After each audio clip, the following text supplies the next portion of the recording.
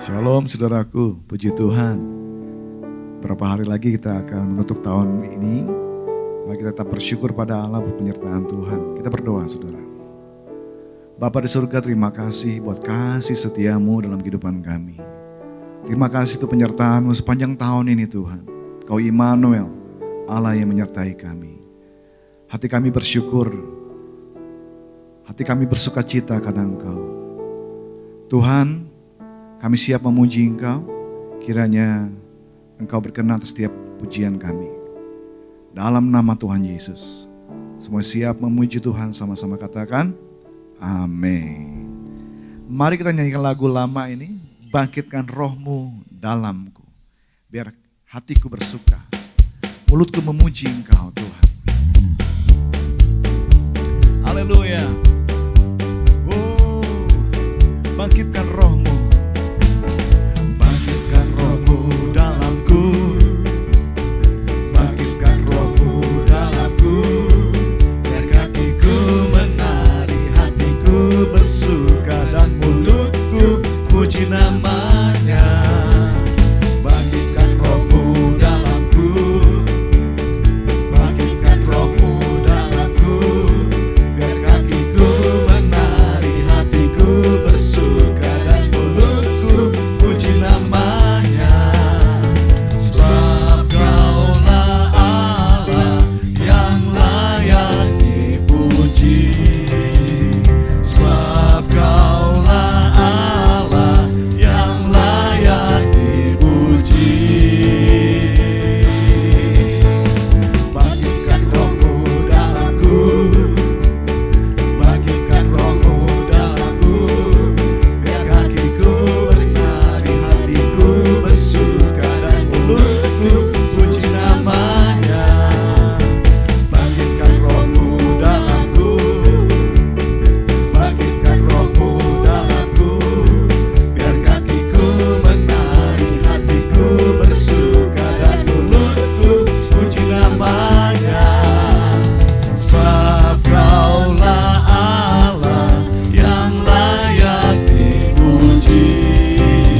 Sebab Kaulah Allah yang layak dipuji. Kembali katakan, bangkitkan rohmu. Bangkitkan rohmu dalamku. Bangkitkan rohmu dalamku. Biar kakiku menari, hatiku bersuka dan mulutku puji namanya. Bangkitkan rohmu dalamku. Bangkitkan rohmu dalamku. Biar kakiku menari, hatiku bersuka dan mulutku puji namanya.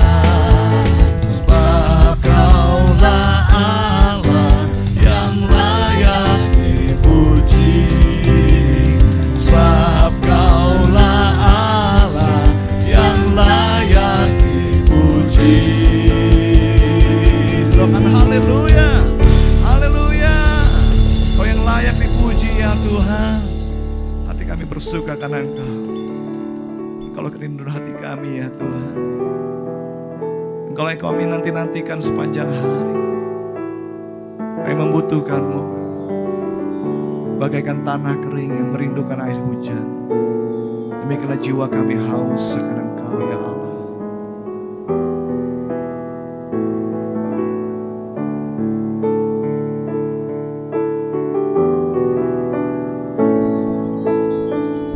Bagaikan tanah kering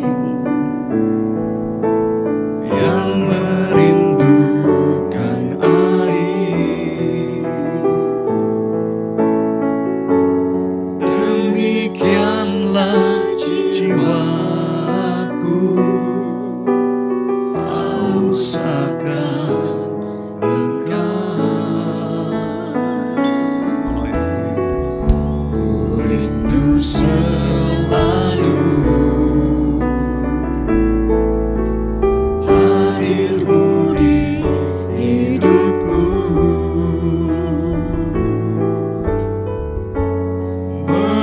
Memulihkan jiwaku, hapuskan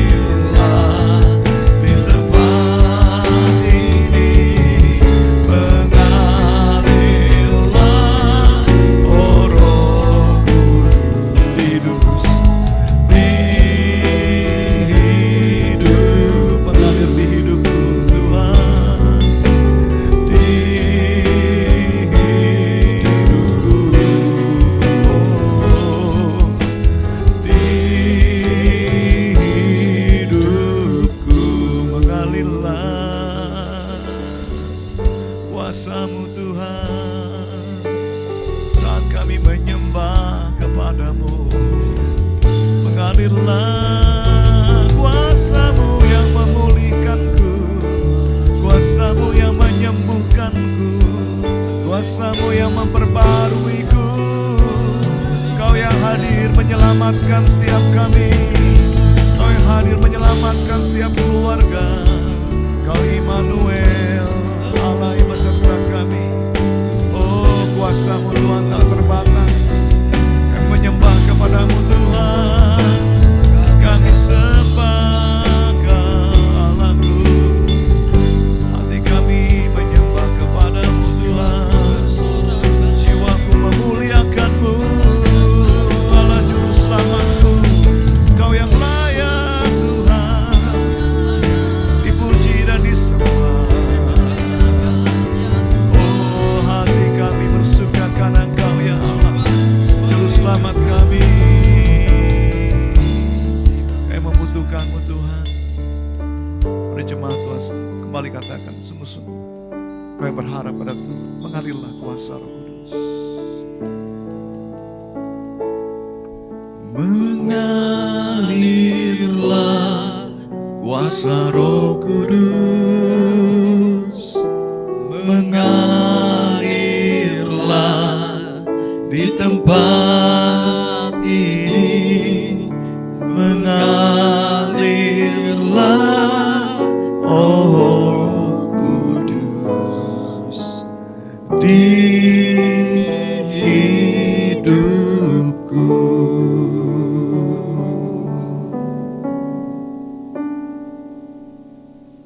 Bapa, terima kasih Tuhan untuk saat ini kami boleh kembali datang di hadapan-Mu. Kami bersuka cita untuk segala kebaikan dan kemurahan-Mu sepanjang hidup kami. Terima kasih Bapa, kalau sebentar kami mau mendengarkan firman-Mu, Tuhan urapi setiap kami supaya kami beroleh kekuatan yang baru. Firman-Mu boleh berkata-kata secara pribadi kepada setiap kami. Urapi hamba-Mu untuk menyampaikan isi hati Tuhan, biar setiap kami boleh mengalami berkat, damai sejahtera, kekuatan, sukacita yang baru dari Tuhan. Terima kasih Bapa, di dalam nama Tuhan Yesus kami berdoa dan bersyukur. Amin. Shalom Bapak Ibu yang dikasihi Tuhan, senang menjumpai Bapak Ibu kembali. Kiranya damai sejahtera, sukacita Natal memenuhi kita semua saat ini. Hari ini saya mau menyampaikan firman Tuhan dengan judul Kuat dan Teguh. Hal ini berbicara seorang tokoh Alkitab yang sungguh-sungguh Tuhan kuatkan, Tuhan teguhkan secara luar biasa. Dan dia adalah Yosua. Yosua adalah seorang abdinya Musa. Dia mengikut Musa itu sejak masa mudanya. Dia juga yang selalu menyertai Musa kemanapun dia pergi. Misalnya waktu Musa menerima loh batu di gunung, Yosua menyertainya, dia menunggu Musa di kaki gunung. Yosua juga adalah salah satu pengintai yang diutus Musa untuk mengintai negeri Kanaan. Dan Yosua ini adalah seorang yang sungguh percaya kepada Tuhan dengan sepenuh hatinya.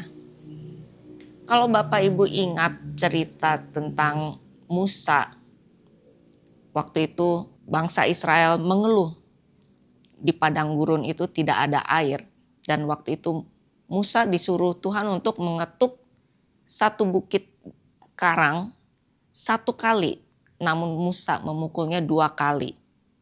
Mungkin Musa waktu itu sangat kesal kepada bangsa Israel yang mengeluh soal tidak ada air.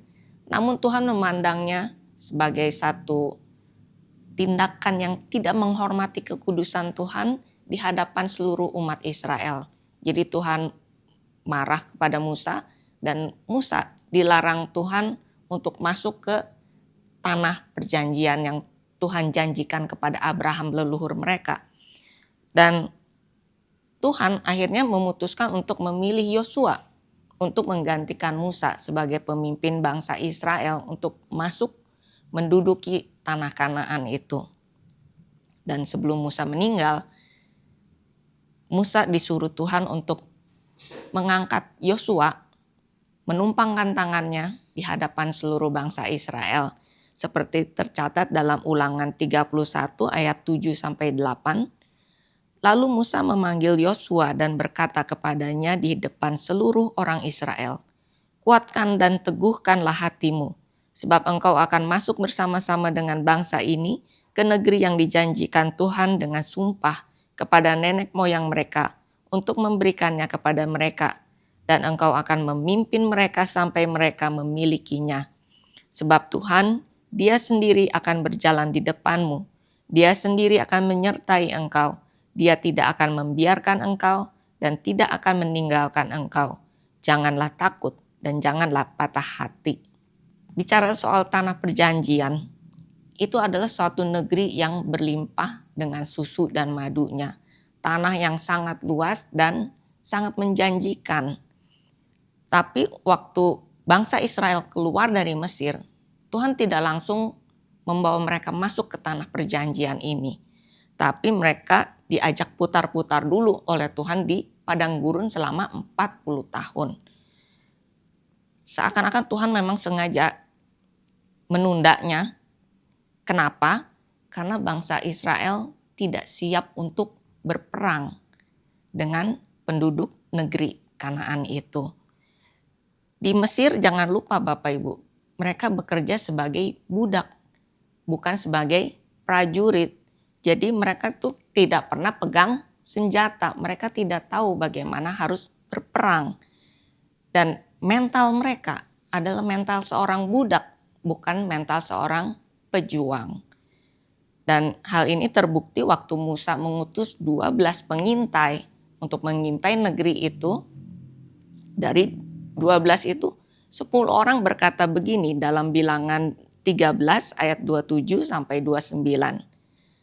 Mereka menceritakan kepadanya, kami sudah masuk ke negeri kemana kau suruh kami. Dan memang negeri itu berlimpah-limpah susu dan madunya, dan inilah hasilnya. Hanya bangsa yang diam di negeri itu kuat-kuat, dan kota-kotanya berkubu dan sangat besar. Juga keturunan Enak telah kami lihat di sana. Orang Amalek diam di tanah Negeb, orang Het, orang Yebus, dan orang Amori diam di pegunungan. Orang Kanaan diam di sepanjang laut dan sepanjang tepi sungai Yordan.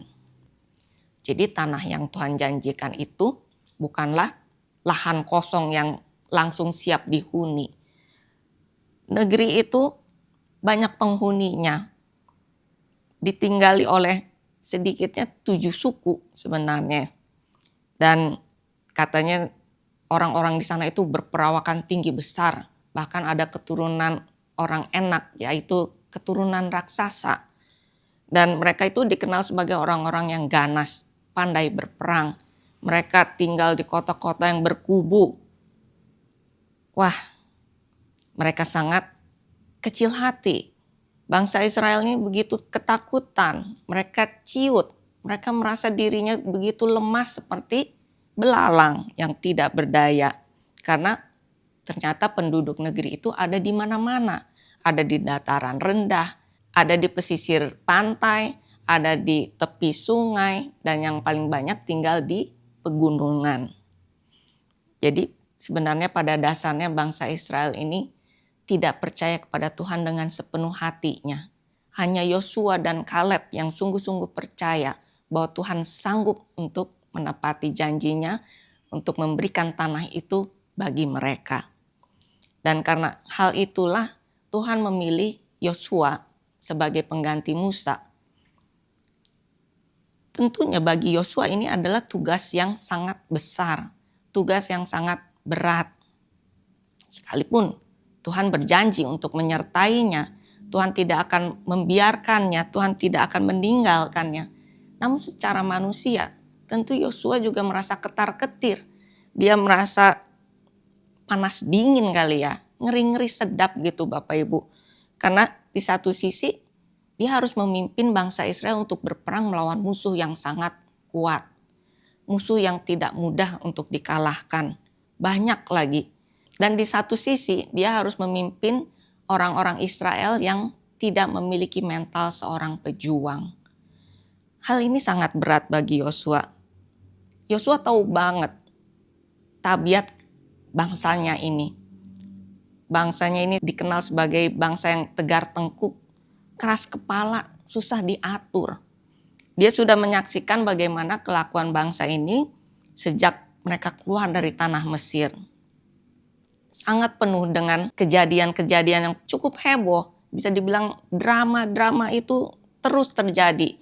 mulai dari mereka marah-marah minta air, minta makan, minta daging, semuanya itu penuh dengan drama. Sampai waktu Musa naik ke atas gunung untuk menerima 2 loh batu dari Tuhan, bangsa Israel malah membuat patung emas. Wah, Yosua sudah melihat semuanya itu. Dia sudah ikut Musa sejak dia masih muda. Dia tahu banget pergumulan Musa terhadap bangsa Israel ini. Namun dia juga sudah melihat bagaimana tangan Tuhan menyertai Musa. Bagaimana Tuhan begitu intim, begitu erat, dekat sekali dengan Musa. Dan dia sudah melihat juga bagaimana kasih Tuhan, kesabaran Tuhan terhadap bangsa pilihan ini.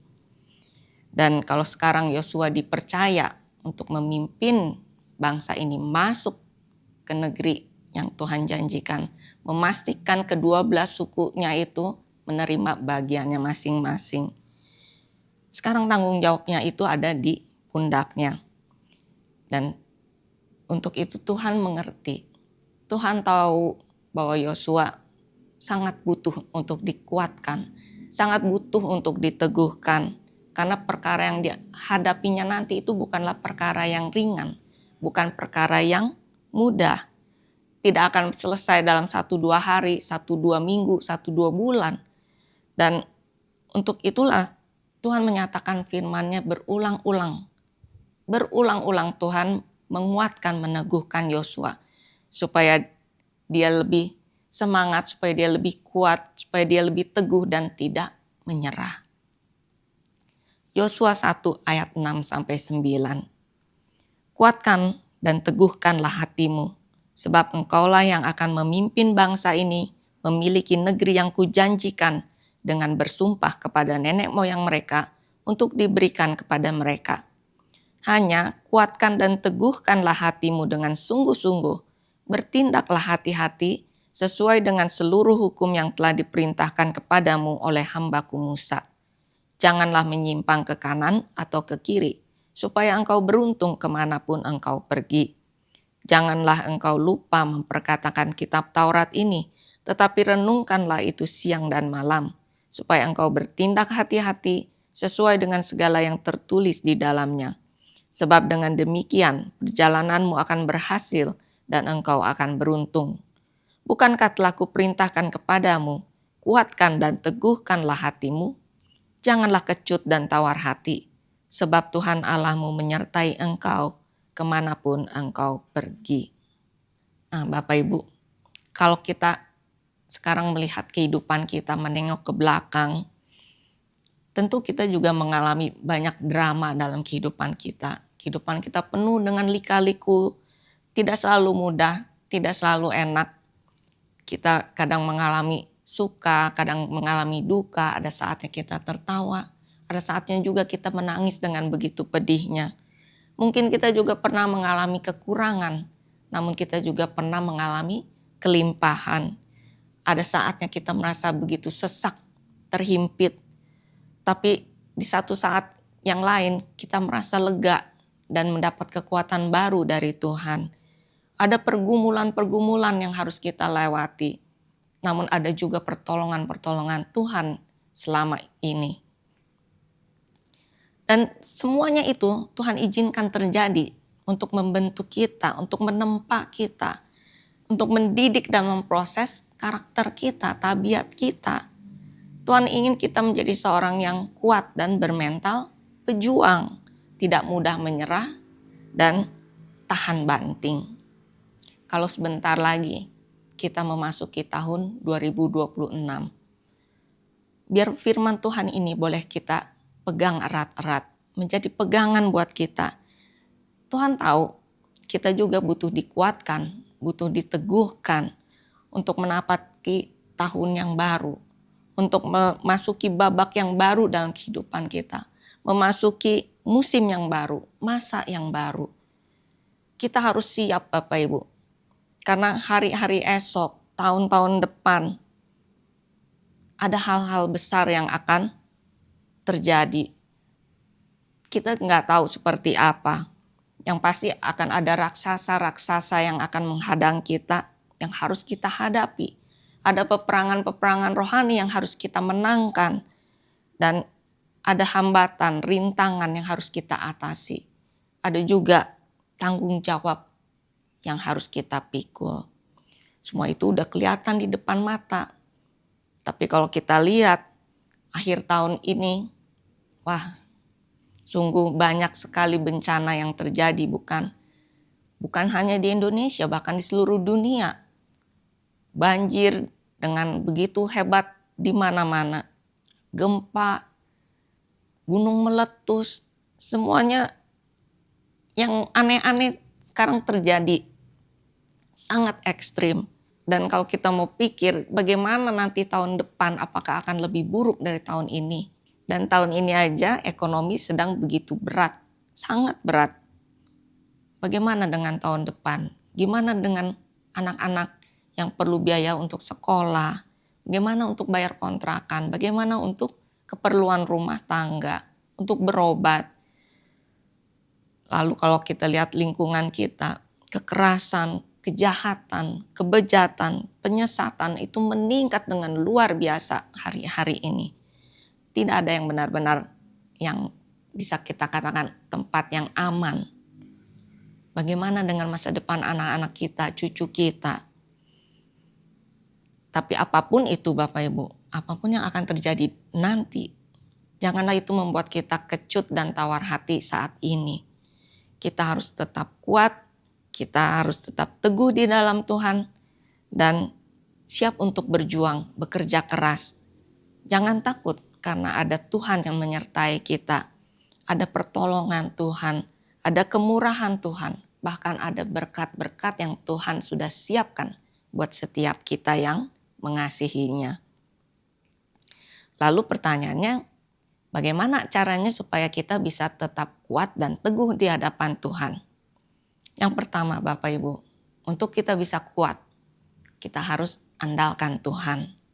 Yosua 1 ayat 6, kuatkan dan teguhkanlah hatimu, sebab engkaulah yang akan memimpin bangsa ini, memiliki negeri yang kujanjikan dengan bersumpah kepada nenek moyang mereka untuk diberikan kepada mereka. Yosua tidak tiba-tiba menerima kepercayaan yang besar dari Tuhan. Dia bukannya dapat lotre Bapak Ibu. Ini dimulai ketika Yosua menjadi abdinya Musa. Yosua begitu setia dan sungguh-sungguh melayani Musa sejak mudanya itu.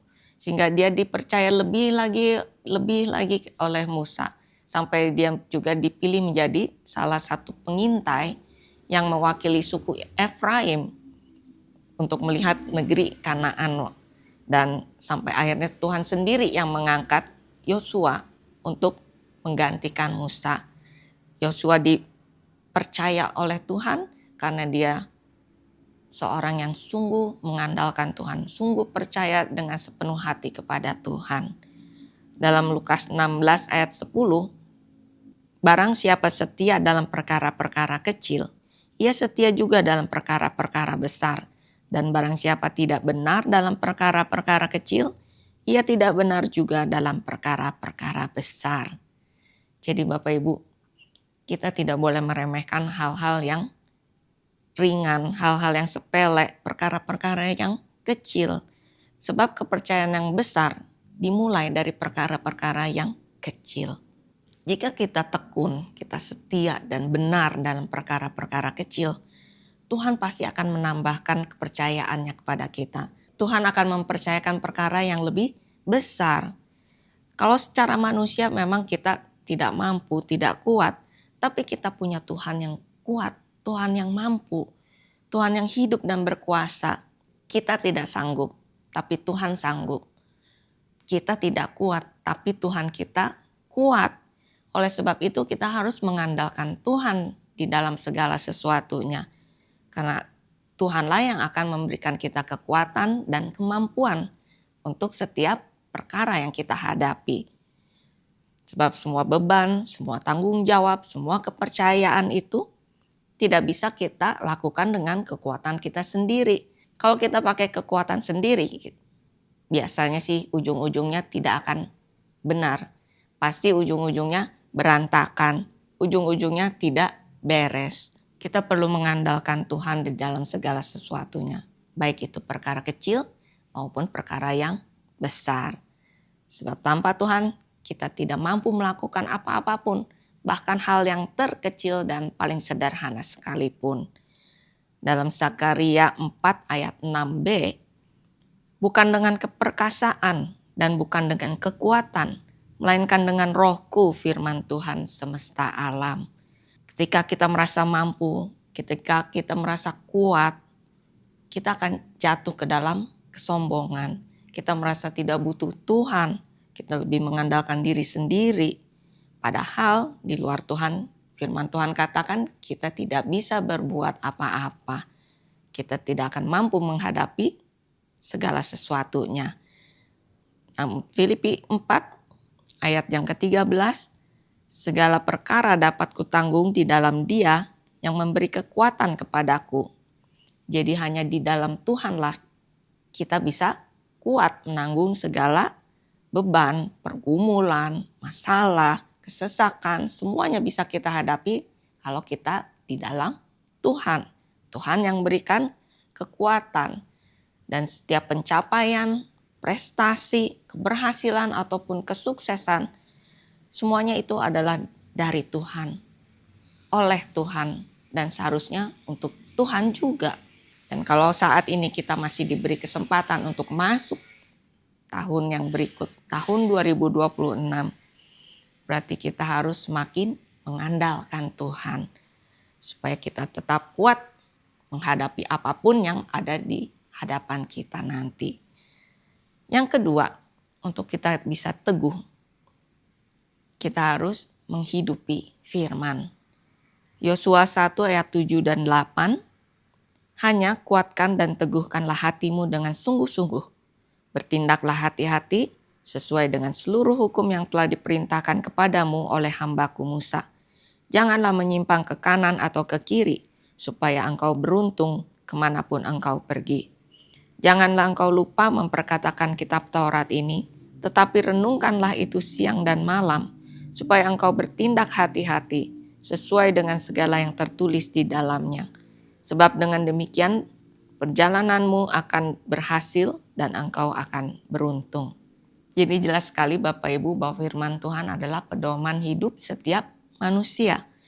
Tuhan wanti-wanti berpesan kepada Yosua untuk berpegang teguh kepada firman Tuhan, tidak menyimpang ke kanan ataupun ke kiri, dan untuk bertindak hati-hati sesuai dengan firman Tuhannya. Jadi firman Tuhan ini juga yang akan menuntun kita untuk kita hidup menurut rancangan dan rencananya Tuhan untuk menggenapi apa yang Tuhan inginkan dalam hidup kita. Jadi tahu firman itu memang penting sekali Bapak Ibu. Tapi tidak cukup cuma sampai tahu, kita harus menghidupinya.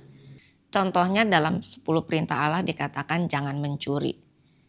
Kalau kita tahu firman ini itu sangat baik.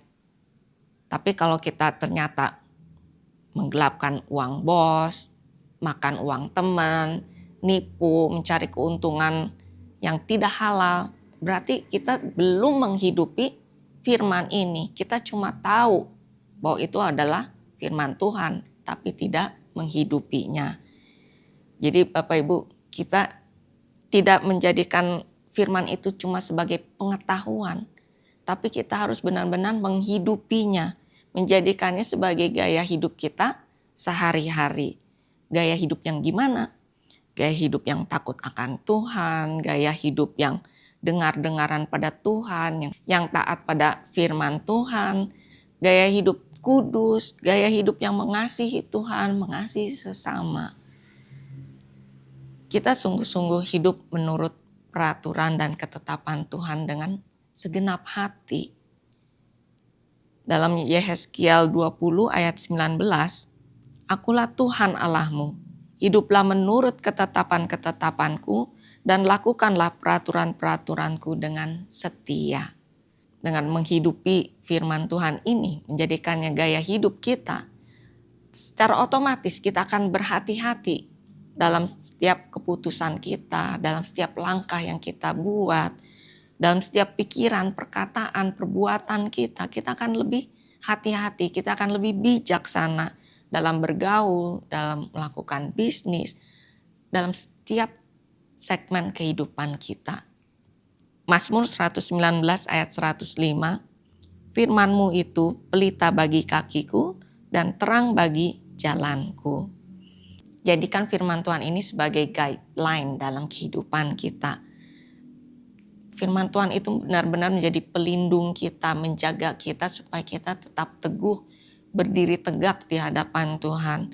Supaya kita tidak terjatuh, kita tidak terseret, hanyut oleh tipu daya dunia. Jadi saat kita menghadapi godaan, saat kita menghadapi tekanan, ada masalah, tantangan, ataupun masa-masa yang sukar, Roh Kudus akan mengingatkan kembali kita setiap firman yang sudah kita baca, yang sudah kita dengar, yang kita renungkan. Itu akan Tuhan ingatkan untuk membimbing kita, untuk melindungi kita dari salah ambil keputusan, salah jalan itu supaya kita tidak jatuh.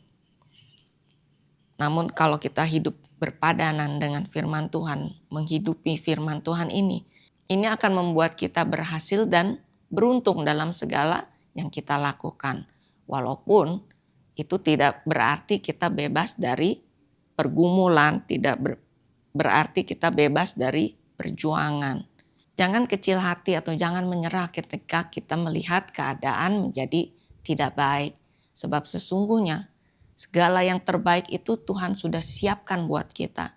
Tuhan udah punya berkat-berkatnya yang Dia siapkan buat kita. 1 Korintus 2 ayat 9. Tetapi seperti ada tertulis, apa yang tidak pernah dilihat oleh mata dan tidak pernah didengar oleh telinga dan yang tidak pernah timbul di dalam hati manusia, semua yang disediakan Allah untuk mereka yang mengasihi Dia. Apa yang Tuhan siapkan itu jauh melebihi ekspektasi kita, Bapak Ibu. Walaupun untuk mencapai ke situ, untuk mendapatkannya, kadang kita harus berhadapan dengan yang namanya tantangan, rintangan, pergumulan. Kita harus berjuang dan tidak menyerah. Dan kalau saat ini mungkin ada di antara kita yang merasa takut, gentar menghadapi hari esok, khawatir akan masa depan, kuatkan dan teguhkanlah hatimu. Karena Tuhan berjanji untuk berjalan di depan kita. Dia berjanji untuk menyertai kita. Dia tidak akan meninggalkan kita dan Dia tidak akan membiarkan kita. Jadi ingat Bapak Ibu, supaya kita kuat, yang pertama kita harus andalkan Tuhan. Andalkan Tuhan dalam setiap perkara. Entah itu perkara yang sederhana, perkara kecil, maupun perkara yang besar. Kita memang tidak kuat, tapi kita punya Tuhan yang kuat. Kita memang tidak sanggup, tapi kita punya Tuhan yang menyanggupkan kita. Tuhan yang memberikan kekuatan kepada kita untuk menanggung segala perkara. Dan supaya teguh, yang kedua kita harus menghidupi firman Tuhan. Menjadikan firman Tuhan itu sebagai gaya hidup kita setiap harinya. Yang membuat kita lebih bijak dan berhati-hati dalam setiap keputusan, setiap langkah yang kita ambil. Tuhan berjanji keberhasilan dan keberuntungan akan menyertai kita bila kita sungguh mengandalkan Tuhan dan menghidupi firman Tuhan. Mari kita berdoa. Bapa, terima kasih Tuhan buat firman-Mu saat ini. Biar Roh Kudus terus berkata-kata lebih dalam lagi kepada kami untuk kami lebih lagi memahami akan isi hati-Mu ini Tuhan. Tuhan kiranya mau kuatkan dan teguhkan kami untuk menyongsong hari esok, untuk memasuki tahun 2026. Kami percaya Engkau Tuhan berjalan di depan kami. Engkau yang memegang kami, menuntun kami, dan tidak membiarkan kami. Engkau Tuhan yang senantiasa menyertai, memberikan kekuatan untuk kami bisa menghadapi hari esok.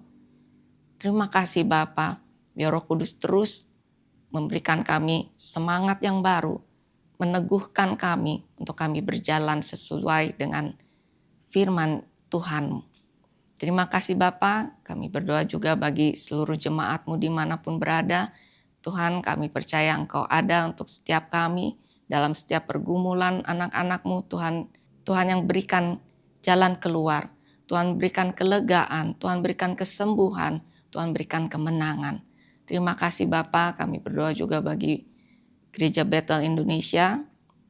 Biar gerejamu ini Tuhan boleh menjadi terang, menjadi garam dimanapun gerejamu berada, dan boleh menjangkau banyak jiwa bagi kemuliaan Tuhan, membawa banyak jiwa untuk lebih lagi mengenal Engkau, bertumbuh di dalam Engkau. Terima kasih Bapa, kami berdoa juga bagi bangsa Indonesia. Tuhan, kiranya Engkau mau melawat bangsa kami Tuhan. Tuhan berikan belas kasihan-Mu. Tuhan berikan pertobatan bagi bangsa kami Tuhan, supaya pemulihan terjadi di segala bidang. Dan kalau saat ini banyak yang mengalami kesusahan, Tuhan tolong campur tangan-Mu Tuhan bagi Indonesia. Indonesia dipulihkan untuk kemuliaan-Mu. Terima kasih Bapa. Kalau sebentar kami berpisah, kami siap untuk menerima berkat yang dari Tuhan. Mari Bapak Ibu kita angkat kedua tangan kita, arahkan hati kepada Tuhan, dan terimalah kasih karunia, anugerah, berkat yang berlimpah-limpah dari Allah Bapa, kasih yang sempurna melalui pengorbanan Tuhan Yesus Kristus, sukacita, kemenangan, penyertaan, pertolongan dari Roh Kudus, mulai hari ini menyertai kita senantiasa. Dan di dalam nama Tuhan Yesus Kristus, kita yang menerima berkat ini sama-sama kita katakan, amin.